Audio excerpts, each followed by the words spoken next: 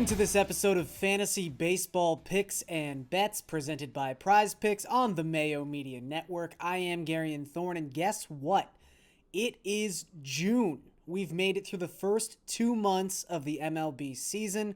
We are in the thick of summer, maybe not quite, but hopefully June brings with it some good weather, particularly in the Northeast, and we can stop getting all these rainouts. That would be nice. I would really appreciate that. But again, we have 2 full months worth of stats. That's great. We've got 2 months of baseball under our belts. That's great. And we still got 4 months of baseball to go, including Tuesday's 14-game featured slate on DraftKings, which gets going past 7 p.m.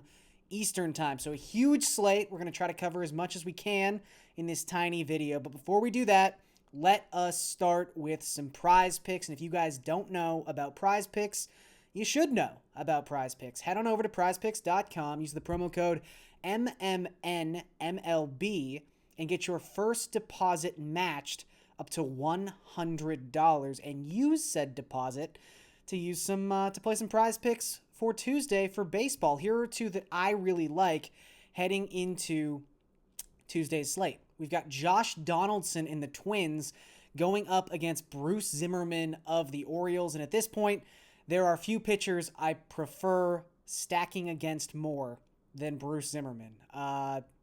Shouldn't really be in an MLB rotation. I think that's pretty clear.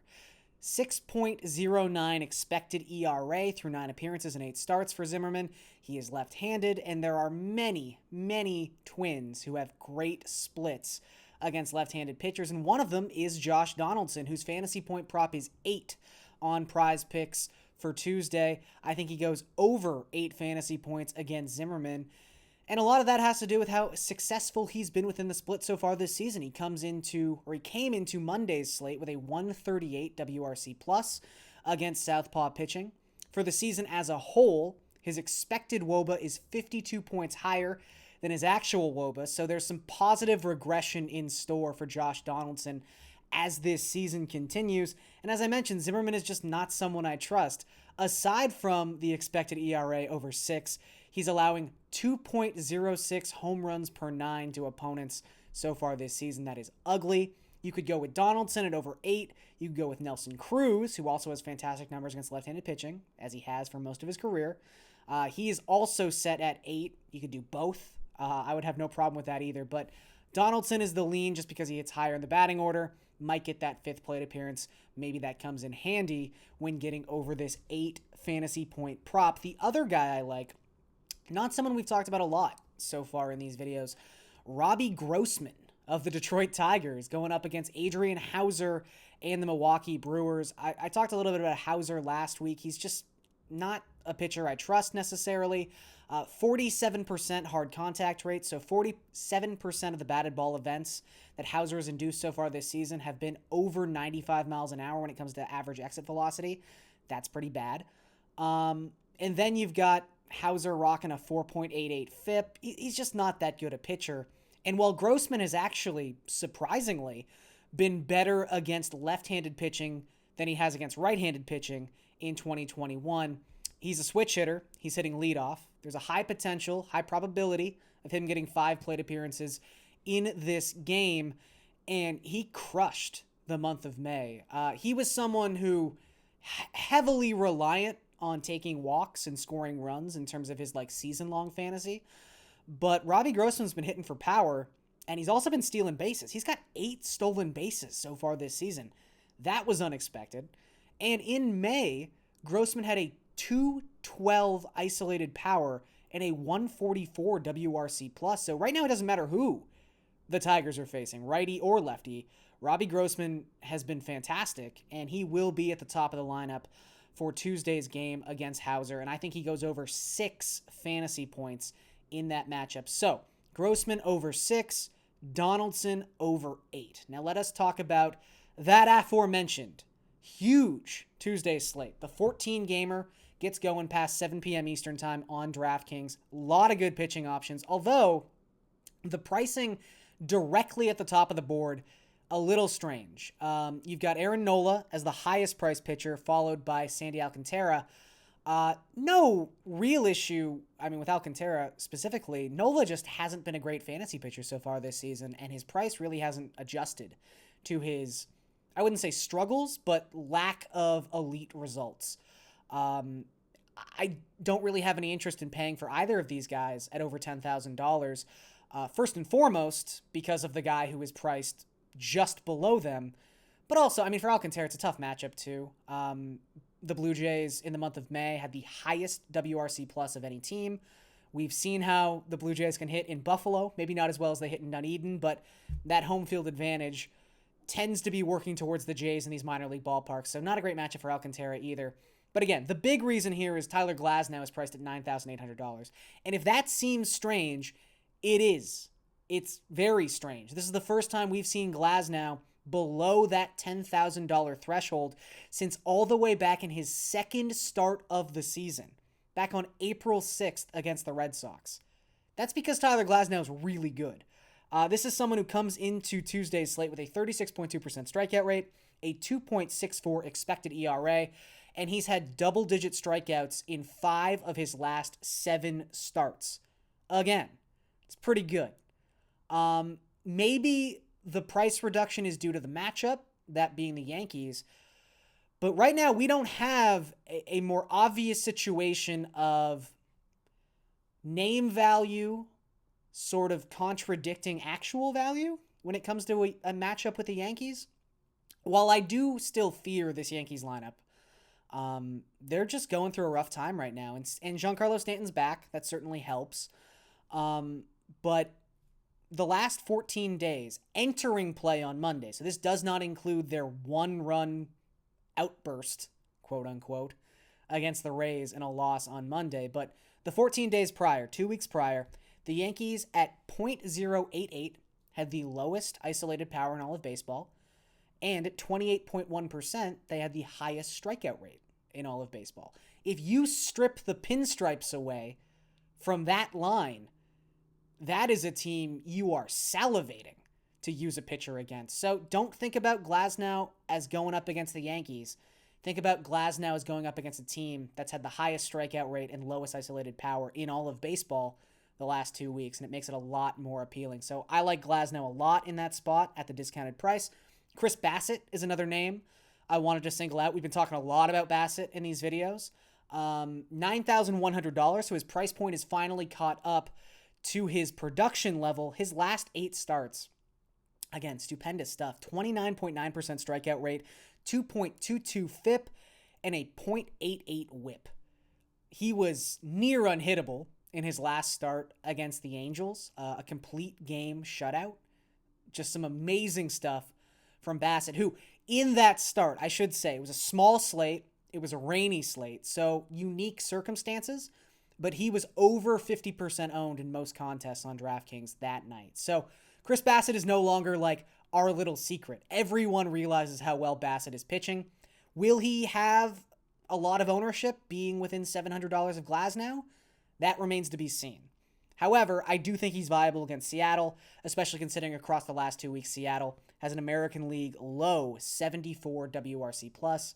They're just not a lineup to fear. I think this is another great opportunity for Bassett to add to that marvelous 8-start run he's been on recently. One more pitcher I wanted to single out before we talk about some stacks.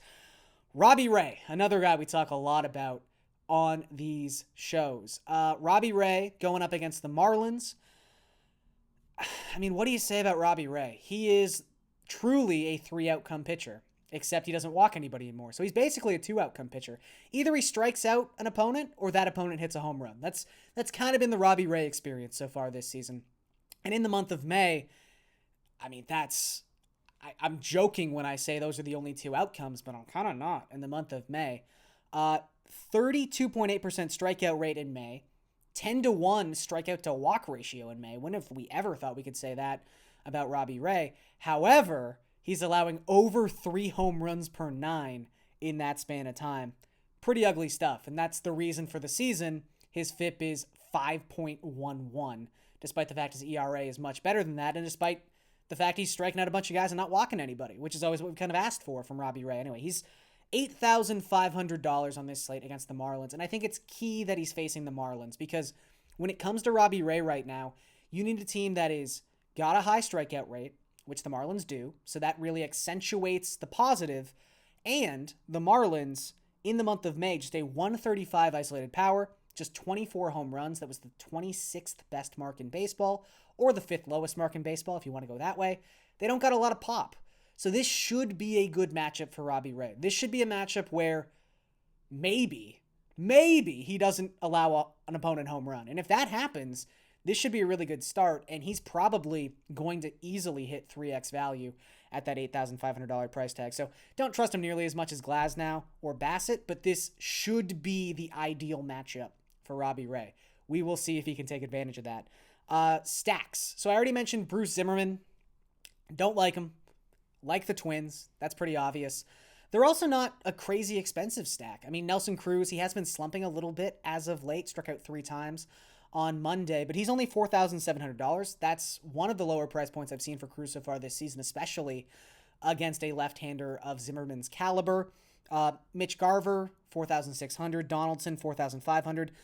Kyle Garlick is kind of an interesting play. The last time the Twins faced a left-handed pitcher, Garlick hit leadoff.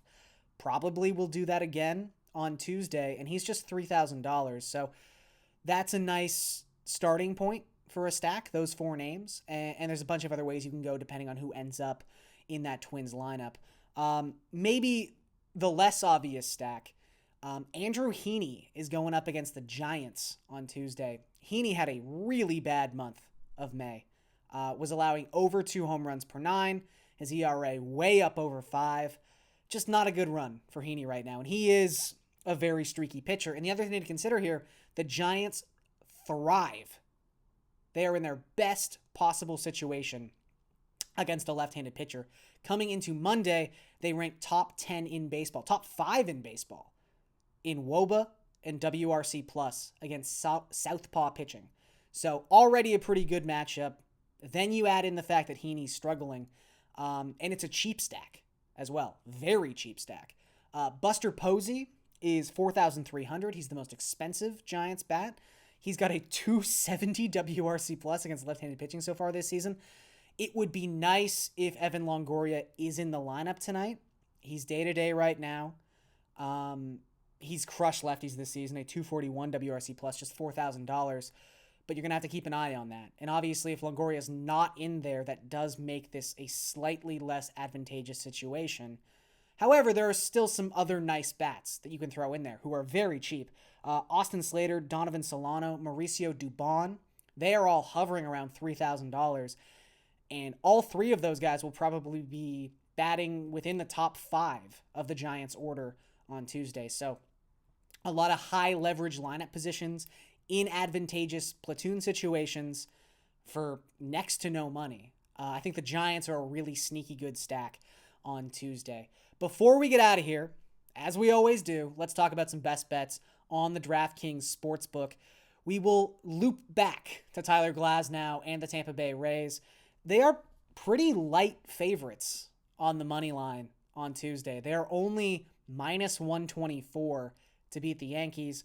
Again, I get it. The Yankees are at home. You expect the Yankees to just start hitting at some point, but Tampa's won 17 of their last 18 games. The Yankees have lost 4 games in a row, and it's Tyler Glasnow up against Domingo Germán. Germán's been pitching all right the past month, but Glasnow is one of the, 5 best pitchers in the league, at least the American League. And the Rays are just finding ways to win games right now, and they seem to have the Yankees numbered the past couple of seasons. So I'm just going to keep riding with the Rays, who have also covered their last 4 games as road favorites. So again, 17 of 18. Let's roll with Rays money line at minus 124. Houston money line is the other bet I'm looking at minus 120. They are at home against the Red Sox, coming off a huge victory against the Red Sox, blowout victory on Monday. It's Luis Garcia, who's got a 3.41 expected ERA so far this season, has pitched really well for the Astros against Garrett Richards. And Richards has pitched much better than anyone could have expected. I fully admit that. However, it seems like Richards is due for a blow-up. His last 3 starts, the xFIP has been over 5. He's struck out 13 and walked 11 in those 3 starts and is not allowed a home run in any of those games.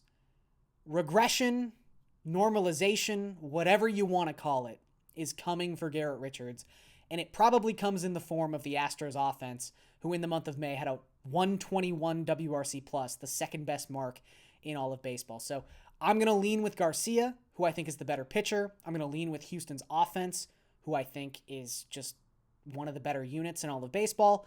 And I'm going to lean with the home team at a relatively short number at minus 120. So Astros minus 120 money line, Rays money line at minus 124. And that's going to do it for this episode of Fantasy Baseball Picks and Bets on the Mayo Media Network, presented by Prize Picks. Again, MMN MLB for that first deposit match over at prizepicks.com. I'm Garion Thorne. I will catch you guys next time.